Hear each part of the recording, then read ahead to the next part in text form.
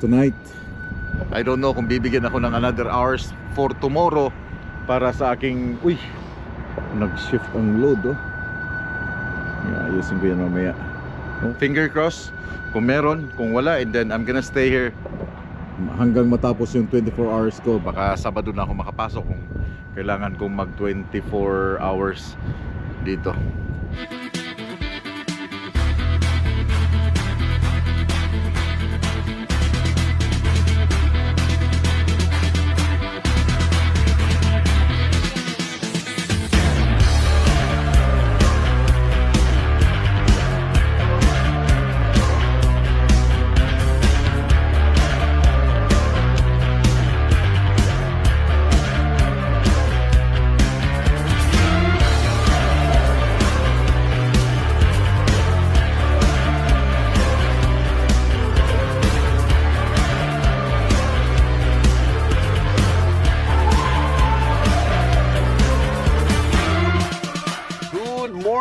Mga chay, good morning internet, good morning viewers. Welcome back dito sa Devonport, Iowa. Mag-shower lang ako dahil meron pa akong 6 hours. Tatakbuhin ko na tong 6 na oras. Then bukas meron akong, hindi ko na siguro kailangan mag-reset. Meron akong 10 hours bukas. 6 hours and 36 minutes of remaining drive hours to time. begin 2 days. Hours to begin 10 hours ngayon. I don't know. Then, yeah. Okay, so mag-reset ako. Straight ko na lang kasi pagdating sa bahay, Lunes pa rin ang unloading dito sa Saskatoon. So mag-weekend muna ako sa bahay para hindi na ako mag-doble-doble ng doble-doble ng reset. Pag-book na ako ng shower. Pero ang problema ko dito, mga chuy, mga chay, parang belly yata ako oh. Sobrang lapit ng sobrang baba ng aking trailer dito sa naka-slope kasi itong pavement na to atras ko na lang siguro mamaya. Dito lang baka Hindi na sarado.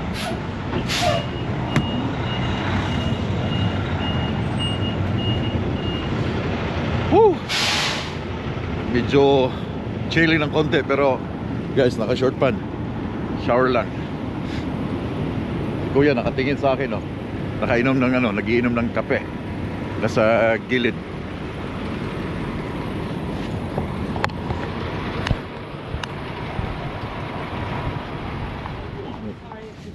Yeah, it's okay. So meron na lumabas ng aking shower dito 24 number 1 903585 number 1. There you go. Shower muna bago tatakbo. 09385. Diba? Hey mga chay, feeling fresh. Pre-trip ako, kuha ng kape. Nakalimutan ko pala magdala ng baso para isahang paglabas sa shower, kuha ng kape, then pre-trip, then hit the highway. Pero kailangan ko pang bumalik ulit doon dahil kukuha ako ng kape. Mahirap bumiyahe na walang kape, di ba? Pero sarap ng pakiramdam. Tatakbo ako ngayon. Again, tatakbo ako ngayon ng 6 hours. Hindi ko na lang pipilitin na mag-reset kasi may binibigay naman na oras every other day. Hours to begin ang tawag doon. Then tatakbuhin ko na lang para mas mapalapit ako hanggang makarating ng Manitoba. Then doon ako magre-reset sa Manitoba. Hey, let's do the pre-trip mga choy. So again, Yung aking deck medyo umangat na. That's good sign. this meron siya mga 1 inch na 1 inch from the ground. So umangat naman talaga yan. Walang problema yan.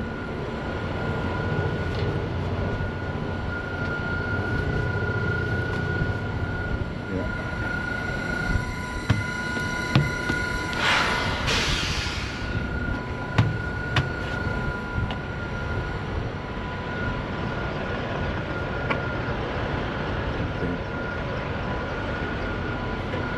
isa dito.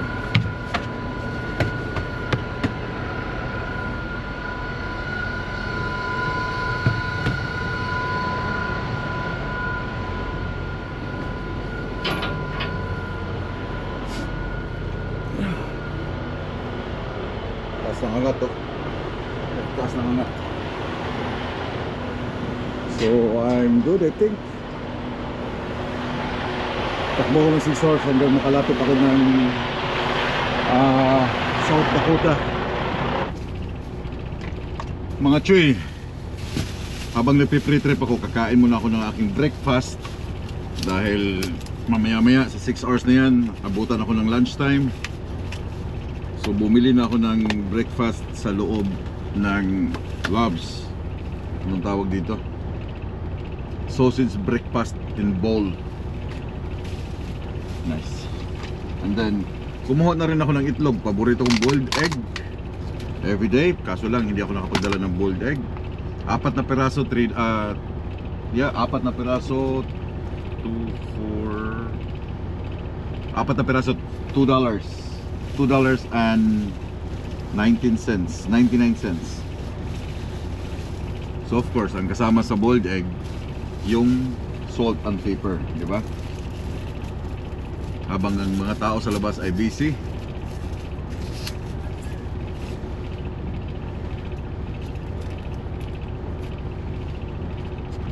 sarap ang itlog sa umaga, mga Chuy. Lagyan mo ng pepper, di ba? Then salt, iodized salt. Oh.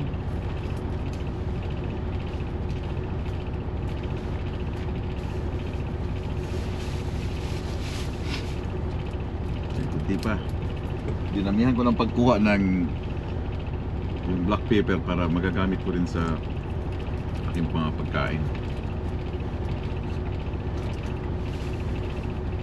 So I don't know if you guys na nanonood ngayon, kung kumakain na ba kayo? Kung kumain na kayo bago naghapunan na ba kayong lahat? Kasi ito, the best to. So let's try sausage and bowl. Alam nyo, ang price nito before is $5. Ngayon nagtaas ng $2. Inflation.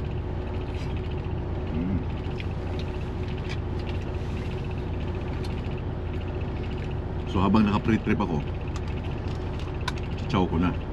Na-check ko naman ang truck kanina bago ako nag-start ng pre-trip. Na-check ko na.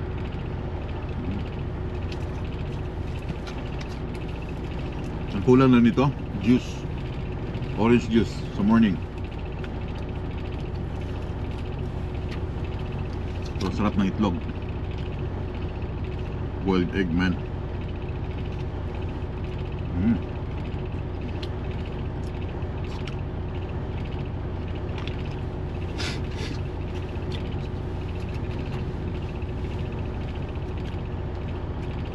Yan, almusal.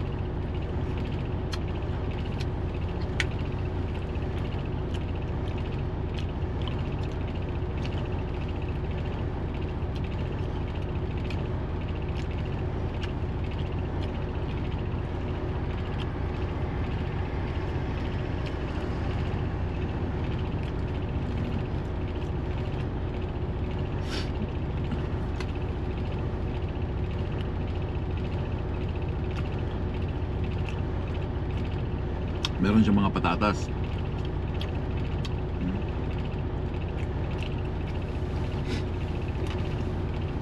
Maglalaway kayo ngayon. Anong ulam niyo?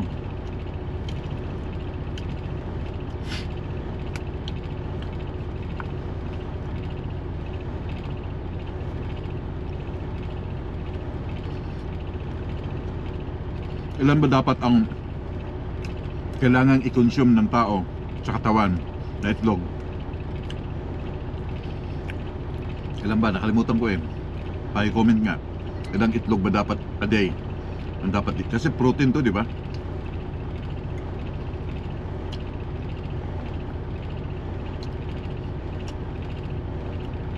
Hindi ko maubos. It's okay.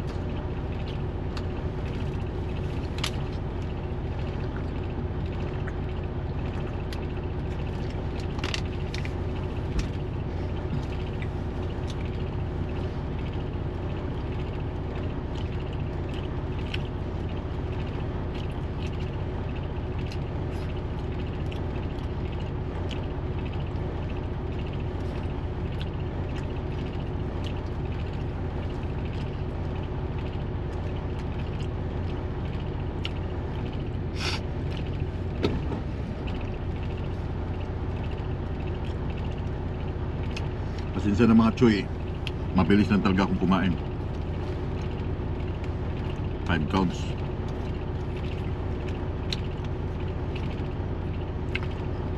Minsan hindi ko nang inunguya eh.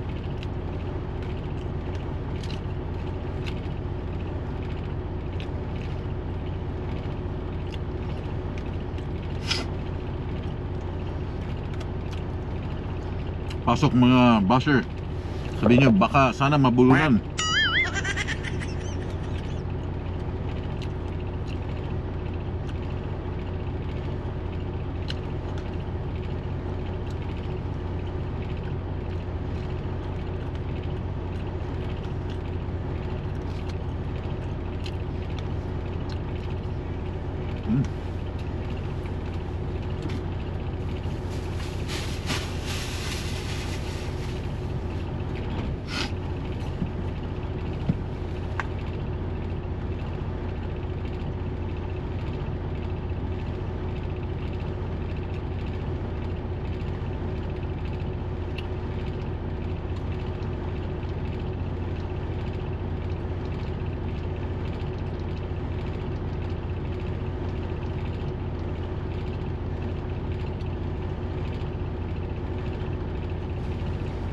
Coffee.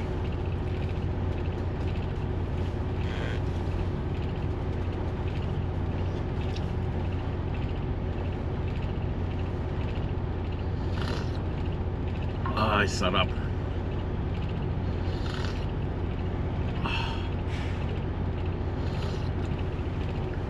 The best. I'll see you guys sa highway.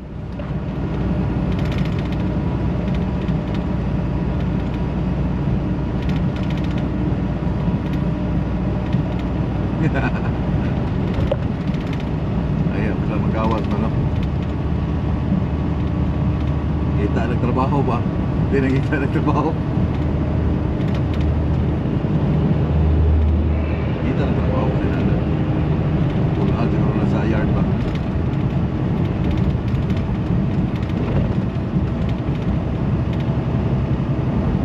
Pulaan sa lugar na ba?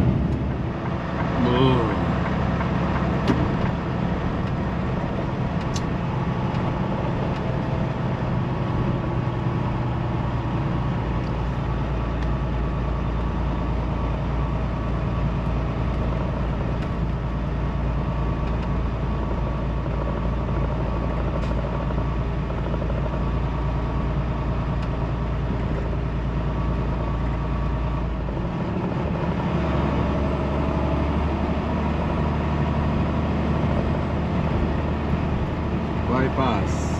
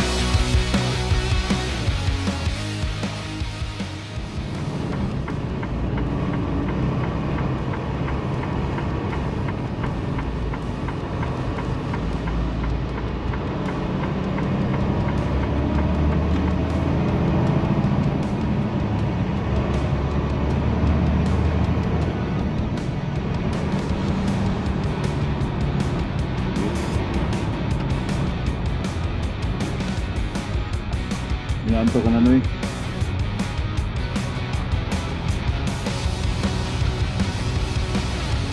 Parang zombie ka na dyan, ah.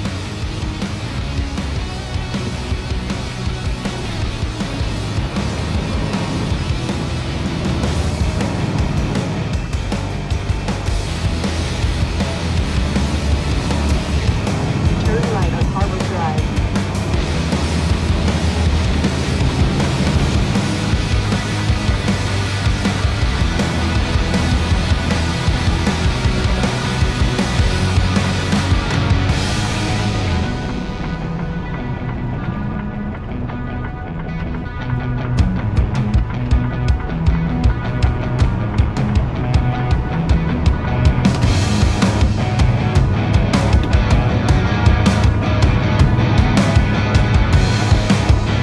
Arriving at Fast Truck Stop Station on the left.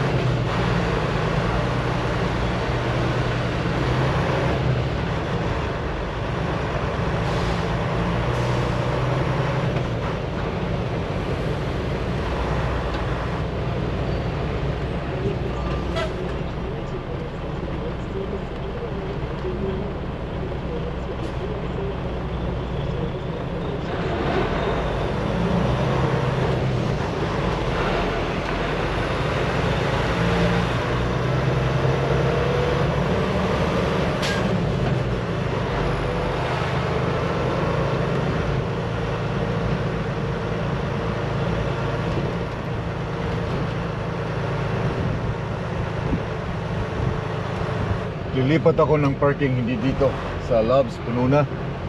So sa may McDonald's merong truck stop doon.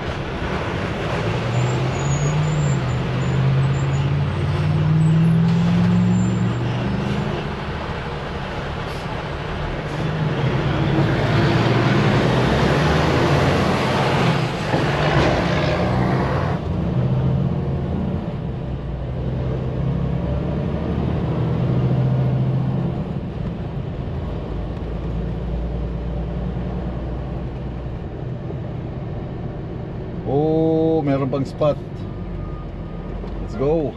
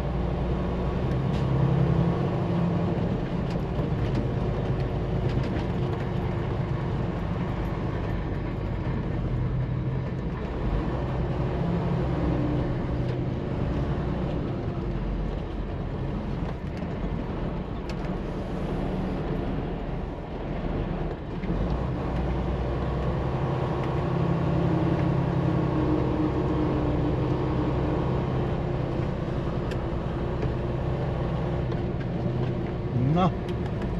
Paano ba paglalabas dito?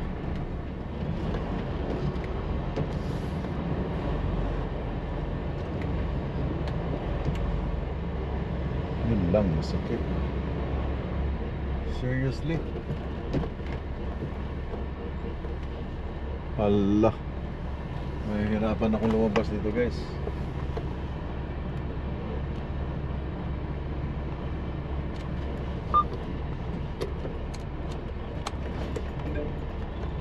You have 0 hours and 13 minutes until you exceed the 70-hour on-duty limit, in accordance with the USA Federal Hours of Service Regulations, Section 395.3.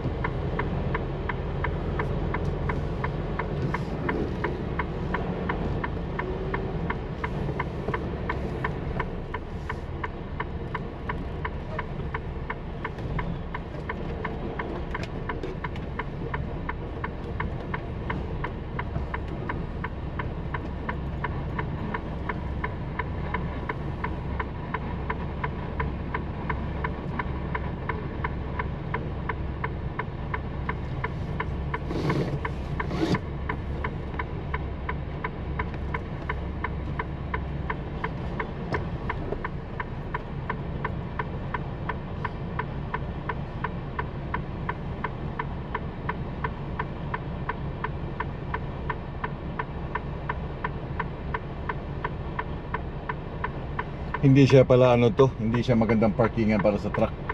Yan o, mahihirapan sila mag ano. Bibili lang ako ng McDo. Lilipat ako ng pwesto ulit.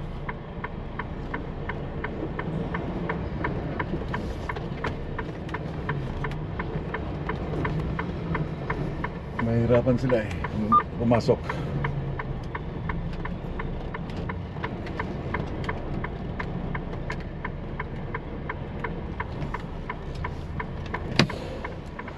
So mga choy, mga chay, dito ako sa may McDonald's sa taas, dito sa parking ng McDonald's. Napakaganda dahil hindi lahat ng mga McDonald's store meron silang parkingan para sa kanilang sa mga truck and trailer. Tinanong ko dun sa loob kung pwedeng mag-park overnight yung trucks. Sabi niya, yeah, mga Mexicana. So anyways, anyhow, ito yung parking. Ang maganda dito, may McDo. Again, sabi ko nga, may McDonald's. Merong Popeye dun sa unahan, Popeye. So kung magstay man ako dito within 24 hours or 36 hours, hindi lang siya puro pagkain sa Loves ng mga hot dogs or whatsoever. So may McDonald's, may other choices ako na pwedeng puntahan. Ang Pilot nandun sa kabila, ang Loves nandun din sa kabila, malapit lang, so which is good. Pero wala na akong driving hours. Anyway, and anyhow, how di Carabao. Yeah, ito yung aking parking tonight. I don't know kung bibigyan ako ng another hours for tomorrow para sa aking... Uy! Nag-shift ang load, oh. Ayusin ko yan mamaya. Oh, nag-shift. Gumalaw siya, men. So dito, makakaparking pa ng isang truck. Sakto lang naman siya. Nandito sa kabila, sakto lang din siya, oh. Kailangan hindi niya sabitan yung hindi niya sasabitan yung aking load. Dito, sakto lang din siya. Natras ko galing doon kanina. So, hindi ko alam kung mabibigyan ako ng hours mamayang 12 o'clock para makapasok ako sa Canada by Friday or Thursday. Today is Wednesday.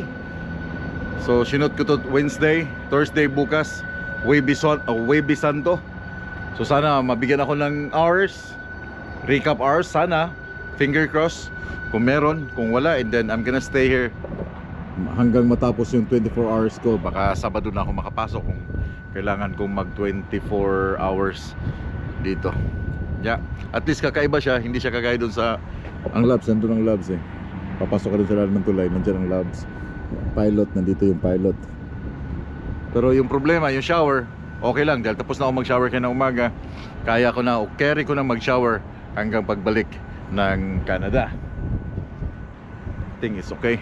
So ngayon, nag-order ako ng 2 set ng meal na tag $5 dito sa McDonald's. Yun ang aking tanghalian ngayon. Oy, meron sa CAG, oh. Commercial ng CAG. Init plus 25. So hindi ko muna papanda rin yung truck ko dahil... So 2 set yung in-order kong pagkain. Again, junk foods. Junk foods ba tawag dito? Quick food. Ito yung pinakamadaling pagkain dahil gutom na ako.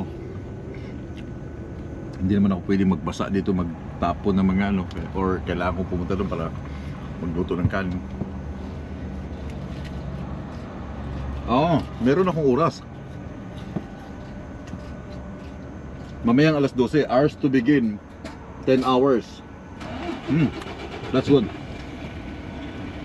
Hours to begin, 10 hours. So mamayang alas 12, after ng 10 hours ko, pwede na uli akong tumakbo. $5 isang meal. So 2 meal in order ko, $10 plus tax, $10.70. Thank you McDonald's USA. Walang ganito na walang promo sa Canada ganito. Malaking bagay. Isang order sa McDonald's is around $15, $12, $12.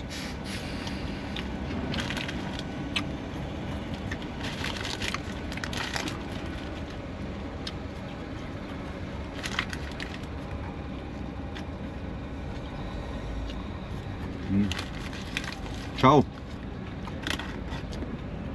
Nang-iinggit na naman ako sa inyo.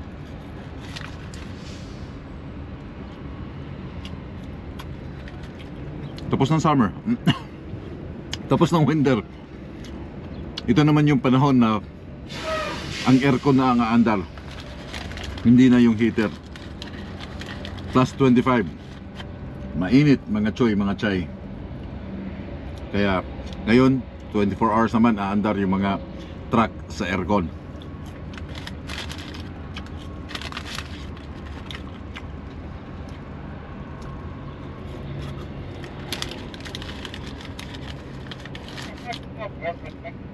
Alam niyo sa pagkain, huwag kayong magtitipid. Huwag niyong tipirin yung sarili niyo. Kain, kain. Shout out kay Manoy. Mahilig kumain.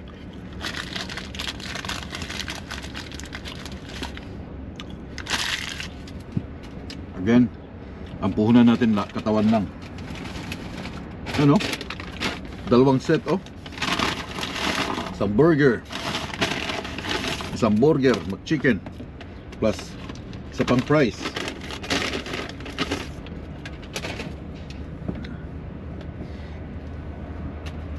Ito ay McChicken. Isang meal ay isang burger, isang medium fries, small fries, isang small coke.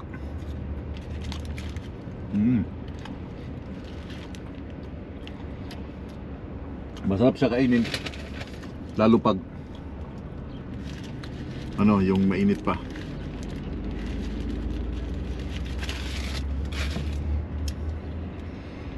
Dito at least kukunti yung nakapark, hindi crowded masyado. Ilang spot lang, I think 1, 2, 3, 4, 10 spot.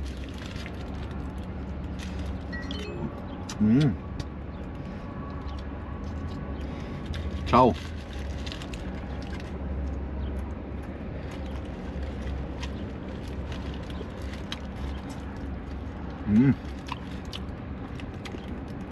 Maganda sa mga truck parking na merong McDo sana. Kung may McDo sana dun sa Labs, naka-attach na mismo dun sa loob, mas okay.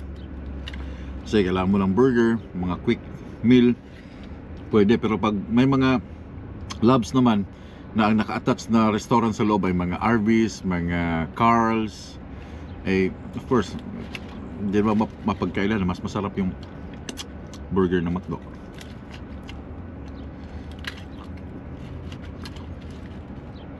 Baka hindi nyo alam, dati ako nagtatrabaho sa McDo, Jollibee at McDonald's.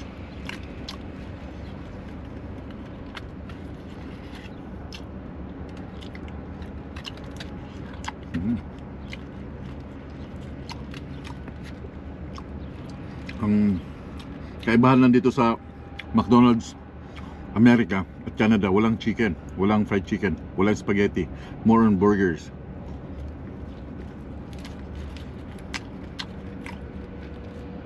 Unlike sa Pilipinas, merong burger with spaghetti, may chicken with spaghetti. Ito wala. Only in the Philippines.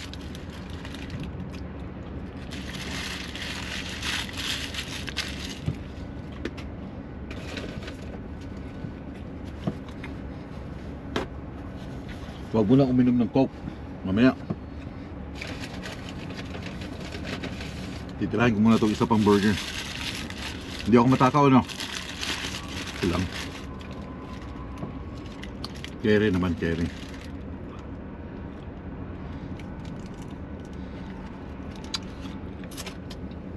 Tako akong kumain pero never akong lumalaki. Ano yung tumataba? Malabo.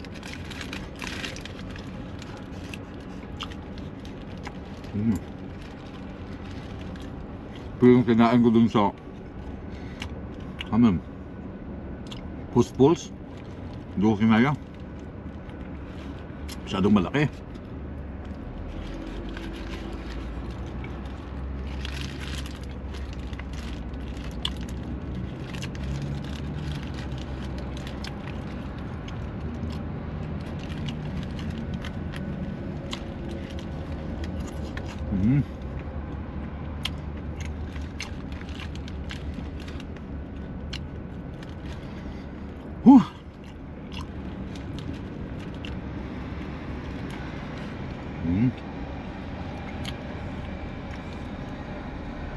Problema ko dito paglabas, pag may tatabi sa akin dito.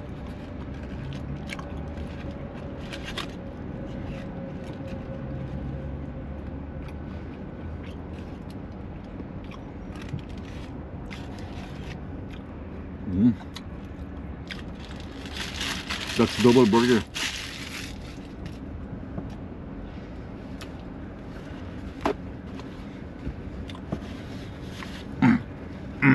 Huwag mo ng Coke.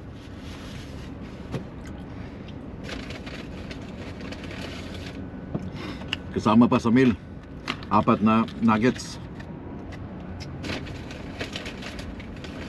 Ay, may nuggets pa. Oo nga pala, 2 nuggets pala yung ano, burger with nuggets.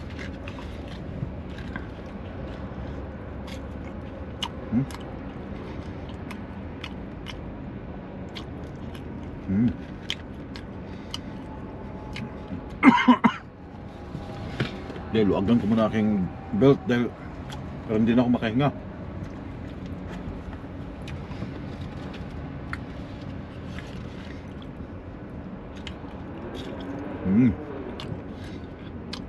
Guys, pinapalaway ko lang kayo. Yeah. Sorry. Pero pag kumakain ako, kain talaga. Ah.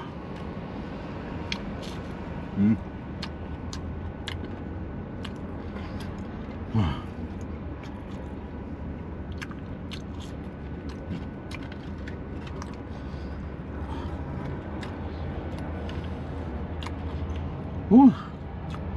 Hangat.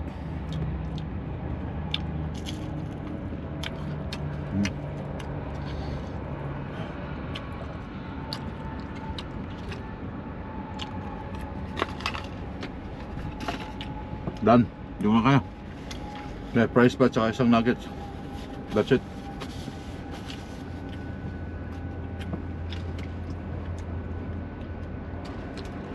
Coke.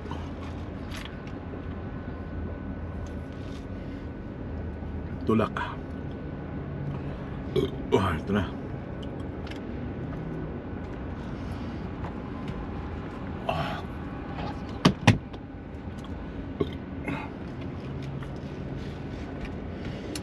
Anyway, that's it mga choy, mga chay. Wow. I'll see you tomorrow sa aking next vlog. Pag aming tanan, have a good Holy Week. Keep safe and we will keep on tracking. Good night.